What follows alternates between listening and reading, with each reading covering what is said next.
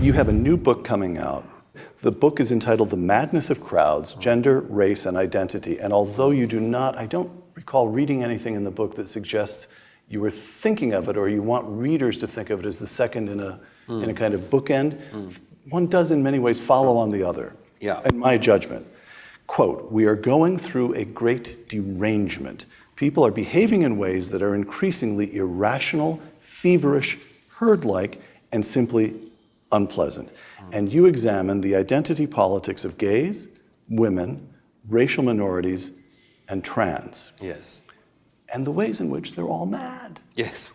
So gays, quote, "The madness of crowds, the single factor that has most clearly helped to change public opinion about homosexuality in the West has been the decision that homosexuality is in fact a hardware rather than a software issue," close quote.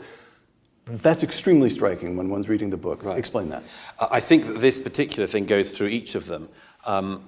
Like everyone, I've been trying to work out why people have become so unhinged in recent years. It's not just social media. I go into some of that in the book. But I think it goes something like this. We've tried to make the fruits of a liberal ethical system into the foundations of one. Okay, yes, so, yes. For instance, gay rights, of which I'm gay myself, I'm a supporter of gay rights, I think it's all good, but it's a great product of liberal rights. It's a hideous foundation for them. Same thing with, for instance, women's rights. Great supporter of women's rights. Very glad glad we're here rather than 100 years ago. But can it be the basis of a moral system or an ethical system? One of the reasons why I think we've been becoming deranged on this is precisely as you mentioned, this hardware-software thing. The problem is something like this. One of the few things we can all agree on is that we shouldn't be mean to people because of something they can't help. Right. It's one of the reasons why we dislike it when, for instance, somebody's rude about somebody who's disabled or taunts them about it. Right. It's a horrible thing to do. Now, things that people can possibly affect, we're iffy on. There's a question. It doesn't mean that we should be rude or unpleasant or anything else, but you're in different terrain. So most rights movements have moved towards this thing of born this way, the Lady Gaga view, as I say. Born this way means not my fault. Not my fault. Crucially, a counter to lifestyle choice, and I think lifestyle choice is something worth countering on this occasion. But born this way says, nothing I can do about it, so be nice. And this has been adopted recently by the trans movement, which says, we are born trans, from childhood we're trans, so be nice. Now I explain why this has happened with trans, and it's fascinating, I think.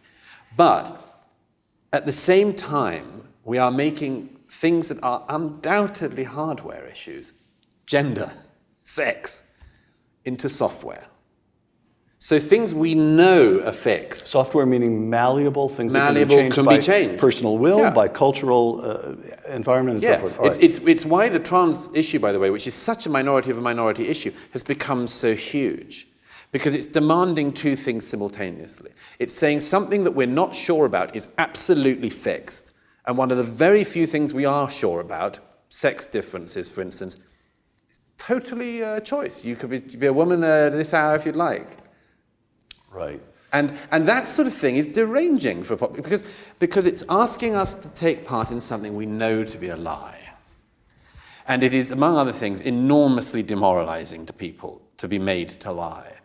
And why should it be that there is no, it's almost as though there's no cultural immune system. That's right. That what would have been scoffed at, laughed at, single-digit number of decades ago, which certainly would not have been championed by the BBC. Yeah. Now, someone makes a claim, Douglas Murray would say, but that's not so, that you don't have any scientific evidence to suggest that at all. And the trans says, no, I was born this way, and you need to accept it. And within 20 seconds, the BBC, that's an official position. Yeah. Why? What happened? What changed? What eliminated the cultural immune system to craziness? Am I being too overbroad? No, you're understating it. Oh, forgive me. Go ahead. The first thing is all the adults left the room. That's a big problem. it became increasingly hard, secondly, to hold concrete ideas up in public. People can sustain the most extraordinary abstract ideas, we see it every day, but they're finding it extremely hard to hold on to concrete ideas because the concrete idea can have a personification right in front of you in the age of social media. So you're not talking about people in the abstract, the person is there. You're talking about this person, for instance. So it's rather like borders. People find it hard to hold on to the hard concepts. But there are a whole set of other things as well. One is, and I think this is absolutely crucial, we shouldn't underestimate the move that has been played by what was a very fringe movement in academia that is now absolutely rampant across America and Europe, which is sometimes called social justice warriorism, sometimes called intersectionalism, and so on. We didn't take this very seriously, but it should be taken seriously in my view, because it is probably the single idea since the Cold War ended that has made most headway and which makes the largest claims for itself. It is an attempt, this is why, the endless thing, women, gays, race, trans, endless injection of these things into every single public discussion, every political discussion. The fact that we had a defense secretary in Britain who had to resign a couple of summers ago because 15 years earlier he'd been found to have touched a woman's knee, and she asked if he would take his hand off her knee, and he said yes, of course, and he did. But 15 years later, he has to resign. The woman wasn't bothered at all. A journalist said, told him I'd smack him in the face if he ever did that again. And but this stuff is. So Douglas, what? The point is, it's everywhere. Yes. And the other thing, is that it's even in. People have been saying to me for years, oh, but it's just, it's a bit of academia and you over-focus on that. It's just, some West Coast liberal, loopiness. No. Almost every multinational, every corporate, every government, that's right. They are all committed to this now. The commitment to being diverse, being absolutely woke, as we call it, on all of these issues. And the problem about it is, I think it's going to undo all the good that was done. And there are some very clear examples of that. By building resentment. Yes. All right. I mean, take the obvious one, which I mentioned in the race chapter. It's taken, 50 years to move from Martin Luther King's central moral insight about the nature of somebody's character being the way you judge them, not some characteristic like skin color does not matter. Right. Character is all. That's Exactly. Martin Luther King Jr. Well, today not so. There was a lecture given the other week at Boston University from an academic who is at George Washington University, I think. Yeah, no, Washington State University. She gave a lecture in which she said people who judge people by the content of their character rather than their skin color are dangerous. Skin color is meant to be everything. And my God, we are hurtling there. It's a total inversion. Total inversion. All right, question. I'm about a generation older than you are, as best I can work it out. As I was coming up, the general feeling among sensible people, the general feeling was, young people go to university for 4 years, and yes, of course the universities are dominated by the liberals, but the kids are smart enough to figure that out, and the moment they leave university, they get jobs, they start paying taxes, they go through what people have gone through for the struggles of forming families and so forth. They become quite sensible. And you're saying, maybe yes at one point, maybe not, but for sure now the universities are actually acting as transmission belts for lunatic ideas across the rest of the culture, from universities to major corporations to the media. Yeah. It's everywhere. I mean... And how did that happen? Again, universities really did used to be sort of the crazy uncle. You'd send your children there because they could avoid the nonsense, and you humored them. Right. Now they're dangerous. Well, it goes back to say, I think there's an extraordinary lack of courage in our cultures at the moment. The simple courage to say what's true.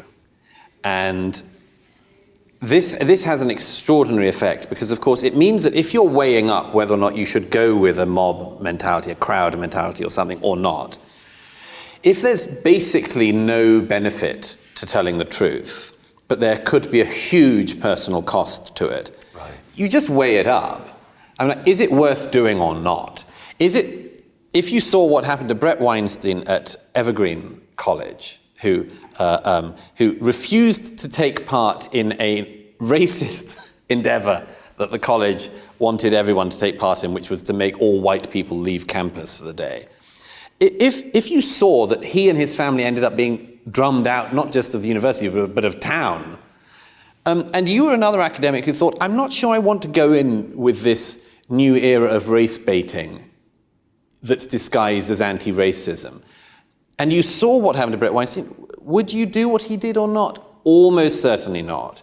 And this isn't just because most academics are cowards, it's just that most people are. Most people aren't in a position in their lives, in their jobs, in their mortgage or anything else. Or children to raise, that's can't take risks. Right, and that's why I mentioned somewhere in The Madness of Crowds that I discovered when I was writing it from a friend in the British Army that there's a British Army device called the Great Viper, which the American military also has, but it's a device you pull on the back of a truck to a minefield, and you fire this missile, and it's got a long rope at the back filled with explosives, and it falls across the minefield very beautifully and then explodes. And it can't clear the minefield as a whole, but it can clear enough room for trucks to cross. And I said that the point of me writing The Madness of Crowds was to be this great viper. I want to try to clear a path for other people to be allowed to cross. Now, of course, the problem is I don't know, my agent points out, we don't know if you survive that or not. The analogy may be unwise, but I think that's what people need to do at the moment. We need to open up a path for sensible people to be able to say things about sex, the relations between the sexes and much more that we all knew until yesterday. Yes. All right. From The Madness of Crowds back to The Strange Death of Europe. I have a question that I want to ask, but I'm afraid to ask it because I'm sure that it's so hugely politically incorrect. Fire away. All right. All right, I will. But this is just between the two of us. Sure. The madness that you just described, what do Muslims make of this when they watch all this, their populations growing in Africa or the Middle East? Is it, I mean, what comes across to us every so often, videos and so forth, there will be some imam denouncing the West as decadent.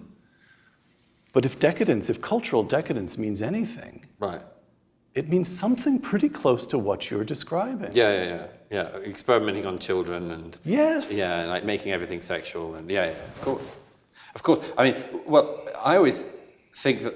But what I'm worried about is that conservatives find themselves edging toward the position of saying, well, you know, those Muslims have a point. Oh yeah, of course. You can hear that already in Europe. You can hear. You can do. Oh yeah, you can hear a little bit of it in America as well. Yes, it's not an attractive route to go down. It is not. I would warn people against it. But my gosh, you can see people doing it. There was a school in Birmingham in England earlier this year where lots of the parents protested outside the school because they didn't want their children to be taught about being gay in classes to teach children about sex education, basically. And I know quite a lot of people, including social conservatives, who said, I don't know, which side should we be on? And look, it's if a culture pretends, this is a consistent thing in The Strange Death of Europe and The Madness of Crowds, if a culture pretends that it is this cheap, ridiculous, highly sexualized, race-obsessed, totally evidently self-contradictory thing, then it's hardly surprising if it doesn't survive, and it doesn't particularly deserve to. My own view has always been that it's just absurd to think that this is the sum of what we've had. And that's the obscenity of this, really. And that's why I say at the end of The Madness of Crowds, I want young people in particular to get fast ways out of this, shortcuts out of this madness, how to just get that out of your brain and get onto the life you need to live. And one of the things I keep coming back to is that we should have been asking this question much more all along these years of saying, compared to what? So, if there is a Muslim protest outside the kids' primary school, because they don't want them to learn about gay, find out what it is they do want. What it is that they do want. And if it is that they want Saudi mores on these sorts of things and punishments of, then that's as well to have that out, because then we can make a clear decision. But this is the case on all of them. When people tell us what a patriarchal and bigoted society we live in, and how terrible, and how there's a war on women, and a war on gays, and a war on trans, and a war on blacks, and a war on everybody and against everybody else, compared to when? Compared to what? Where's your place? Where's your nirvana? Because if you can't point to something that's at least semi-nirvana-like, then I see no reason why we should try this wholly new experiment. In reality, what the people do, if you say compared to what, they tend to, in your country as in mine, sort of reveal the foundations and say, Cuban healthcare is particularly good, and so on. Actually, literacy standards in communist Russia are very, very impressive. So they give away what they really want. Right. But that's the point, is if we keep saying compared to what, we know what we're running against, right, and we know what they're trying to do.